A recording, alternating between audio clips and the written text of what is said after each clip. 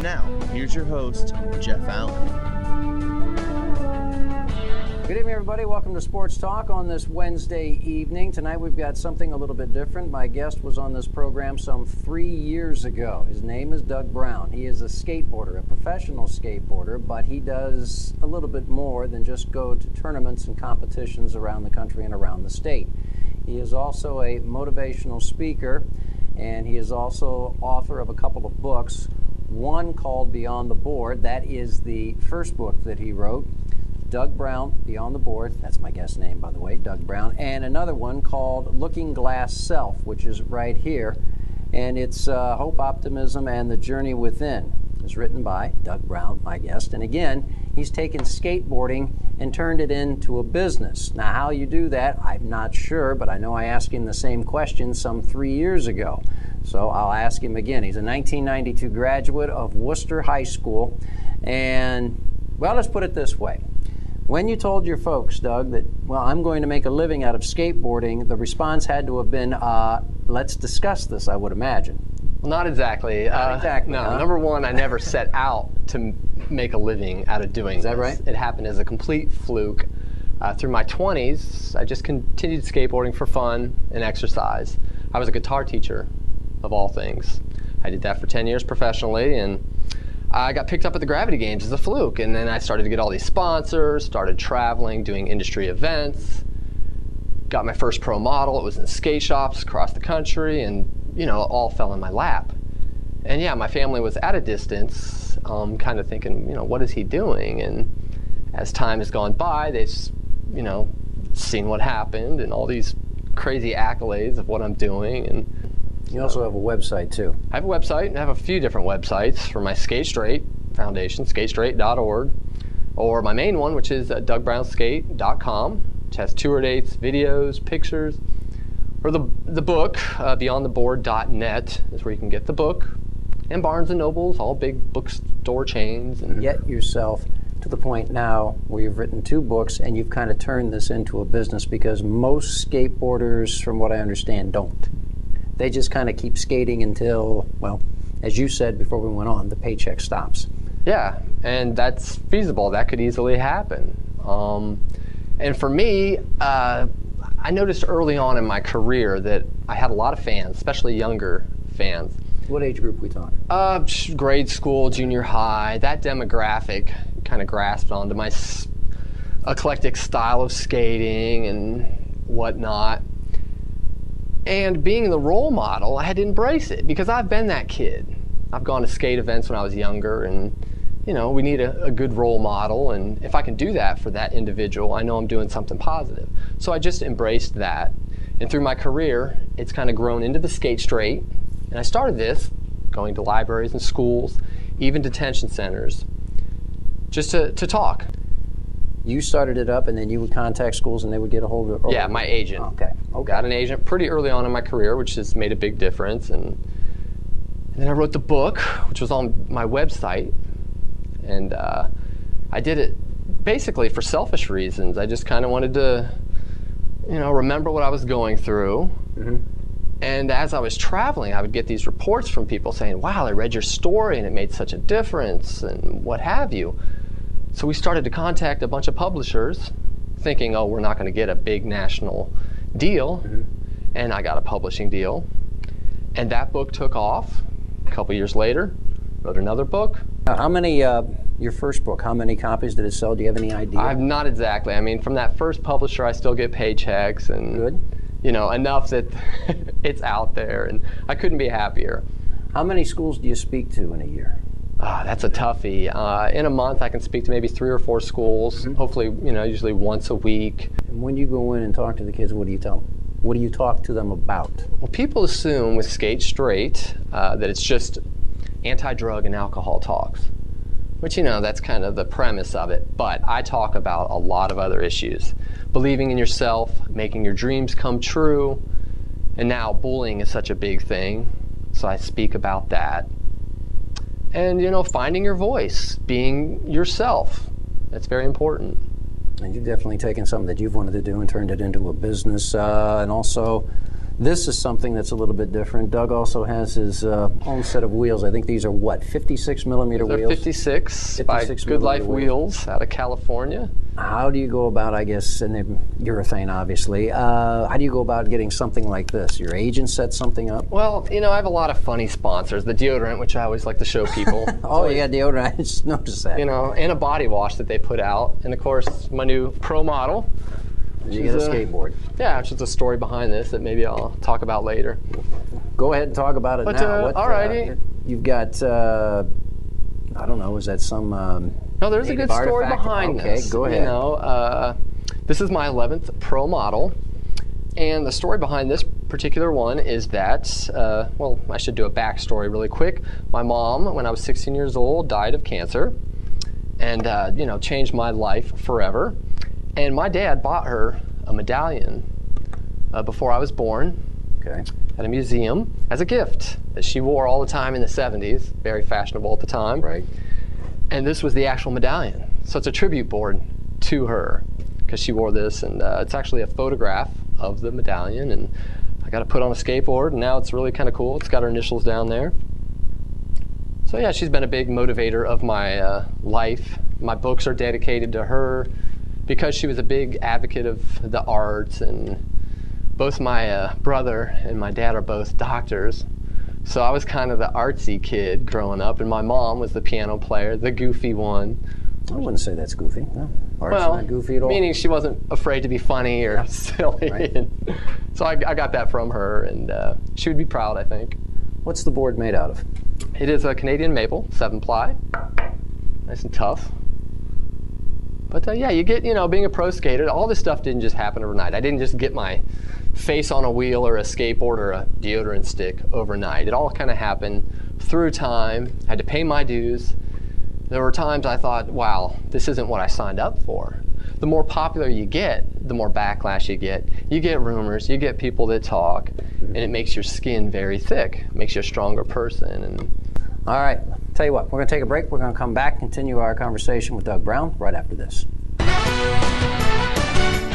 Day at 9:30 on WMFD.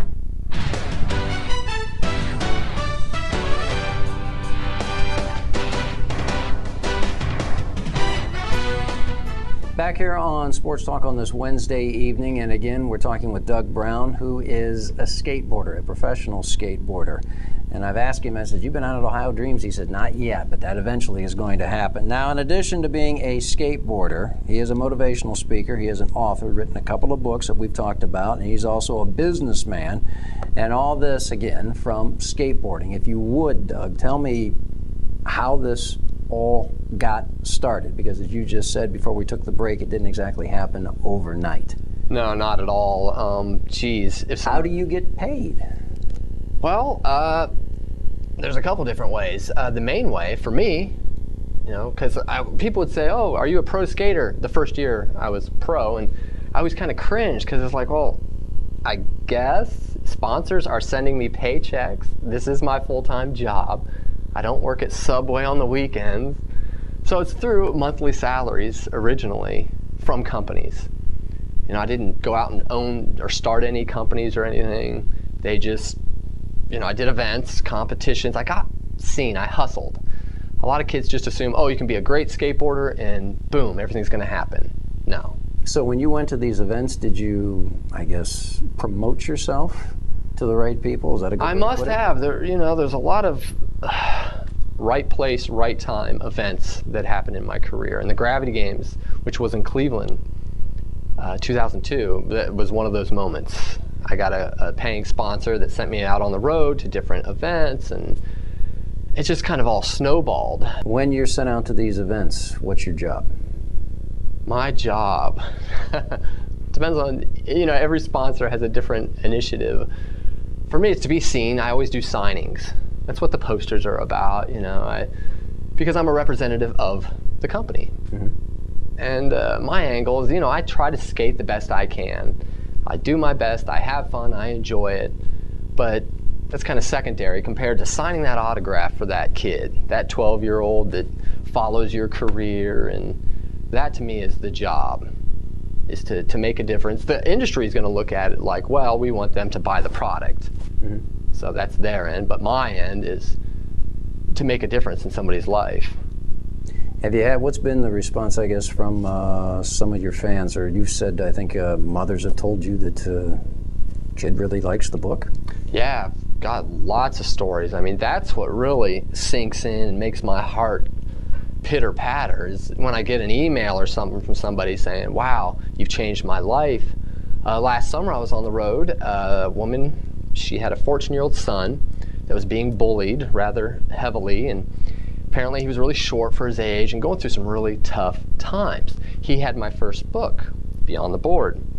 This individual was suicidal, on the verge of killing himself, literally. Read my book, did a 180, and became a new young man.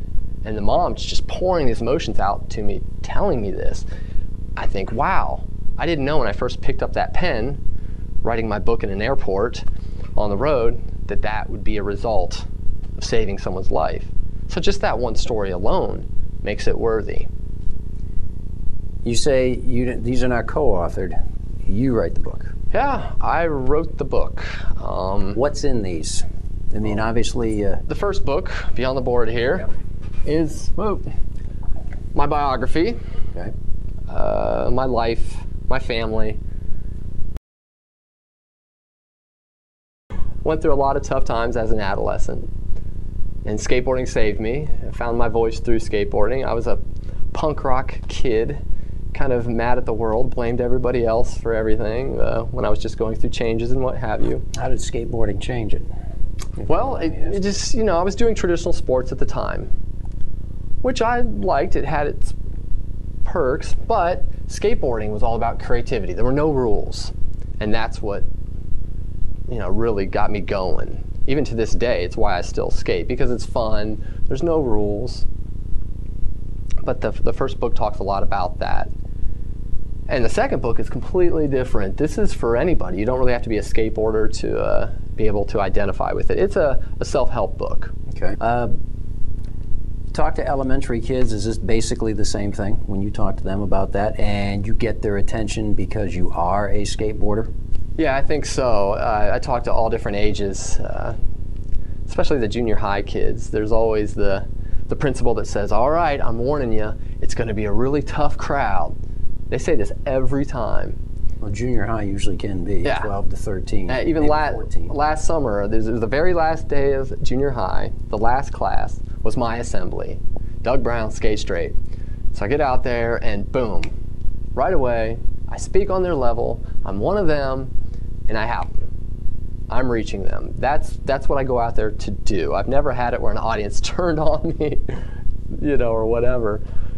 When you mean speak on their level, what are you talking about? Well, I've been there. I'm not the policeman going up on stage saying, don't do drugs, don't do this, don't do that, very authoritarian. I'm like, look, I'm you, I've been there. And then what I do is basically just tell my whole life story and some of the things that they can relate to that I went through that they're probably going through. Do you get a chance to demonstrate what you do on a skateboard? Sometimes. I'll come out on a skateboard, but for the most part, my Skate Straight program is just me talking. But yeah, they hoot and holler. You gonna skate? You gonna skate? And I always do a couple different tricks for them, and it always makes for a good exit. As far as your skateboarding career itself, where do you work out? Or I shouldn't say where, but how do you get it? When do you get a chance? And what do you do? Yeah, being physically fit is extremely important for my job and my health, physical and mental. I'm a huge advocate of staying in shape and caring about yourself, what you eat, what you do. For me, that's one of the things I love about skateboarding. It's such a great cardiovascular workout. So I do that all the time, but the days I don't skate, I have an exercise bike, workout like a gerbil, or I go running. Every day I try to do something physical. As you get a little older, I guess, do skaters as you said you were coming up on 40, heck, I'm 54, gee whiz. Do you cut down a little bit on the fancy stuff and just do, I don't want to say the plain stuff, but... no, absolutely. No, not at all? Yes. Oh, you do? I sure do. I have nothing to prove. I have videos of me jumping off school buses and, you know, wrecking myself. And I think you get a certain age, especially over 30, and it's okay to challenge yourself, but I don't think you have to hurt yourself to necessarily do that. I think that's something that skateboarders don't realize. You don't have to hurt yourself to prove that you're cool or creative or whatever. That's one thing that I don't like about skateboarding. I mean, it's okay to test your limits, but some of these kids will get on a skateboard without any experience, jump down a handrail, and severely injure themselves, which isn't good. That's why I ride for 888 Helmets out of New York. This is one of my pro sponsors. A big advocate of wearing helmets and pads. How many injuries have you had? I've taken a few falls on skates. And not as many as you'd think, though, actually. I've been very fortunate, knock on wood. I've split my chin open twice. But for the most part, I've been very fortunate, which is another reason to stay in shape. Because, yeah, as a skateboarder, you're going to take falls, and you have to learn how to fall, with or without pads. You're going to have a relationship with cement. It's all part of it. It's kind of like the old track coaches say, there are high hurdlers who have fallen and those who are going to fall. What's caused this sport? Because I can remember, I'm old enough, unfortunately, to remember skateboards in the mid-'60s when they had steel wheels and the bearings weren't the best, but people still got out on the roads and skateboarded. What caused it to take off the way it has? Skateboarding has always had a history of going and being really in fashion or really out of fashion. It's like a wave if you analyze the timeline, and now I think it's really here to stay. It's stronger than it's ever been. The older skateboarders like myself were kind of nurturing the younger skateboarders because a lot of the skateboard companies are now guys my age that are kind of, you know, pushing the sport. Let me stop you right here. We got to take a break. Oh, sure. And we'll finish this story up in just a second. We'll be right back with more with Doug Brown right after this. Your schedule, you made mention. You always say, I wonder if I'm going to have a busy summer. Yeah, I'm every looking year. At your notes, and I don't know how it's the 10th year. I remember the second or third year thinking, okay, this well will dry, the phone will stop ringing, and then it never happened. I've kept busy. This summer I'm doing all kinds of crazy stuff. Even this month I have my little cheat sheet, everybody. June 16th, this Saturday, I'm going to be a judge for a singing competition sponsored by Quota International in Worcester, in my hometown. I used to write and compose music through my 20s and teach guitar. So I know a thing or two about that, and that's going to be fun. I'm looking forward to that. That's this Saturday. And then June 20th, I will be at New Philly, the Tuscarawas Library. I have a touring exhibit of my career right now, which is kind of interesting. All my pro boards and everything is touring libraries to promote the new books. And June 23rd, I'll be in Cardington for the Heritage Festival. All kinds of stuff. I'm hosting a skateboard competition. I skipped one. June 21st, I'll be in my hometown of Worcester for a skate comp. I'm hosting it with a local skate shop. Skate comp is what? Yeah, it'll be a competition. Okay. All different levels. I do a lot of hosting of competitions instead of entering them nowadays. These kids are so good, and let me tell you, they can do more than I can, half of them. There's no shortage of great skateboarders. The talent pool is huge right now. Well, what's the difference between the skaters when you were younger and now? Well, it's just like the surfing, you know, through the years, everything kind of evolves, and they take what we did and, you know, add on to that. That's the art form of it. And the risk gets higher and higher, and the level gets pushed more and more. It's kind of entertaining, but at the same time, I'm going, wow, I remember when we thought it was a big deal to jump over a brick. Now kids are jumping over, you know, tables or trash cans. Does the equipment help? The equipment helps. The resources help. I would have loved to have had all these skate parks growing up. Every local community seems to have a skate park now, which is great. But yeah, that makes a big difference, I think. If you had advice for a young skater, what should they work on if they want to get into competition?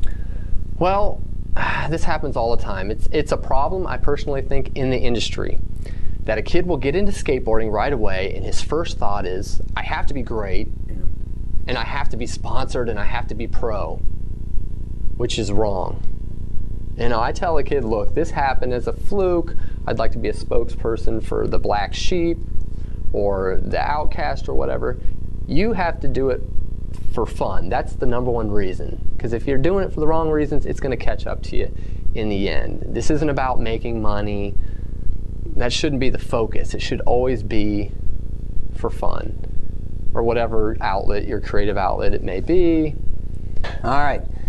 We run out of time. I knew this half hour would go quick. Doug Brown, Looking Glass Self, his newest book, and then before that, Doug Brown, Beyond the Board. Professional skateboarder and businessman, as you can see from all the stuff around. So, I want to thank Doug Brown. Thank you for watching. We'll see you next time on Sports Talk. Until then, enjoy the nice dry weather we've been having. See you later.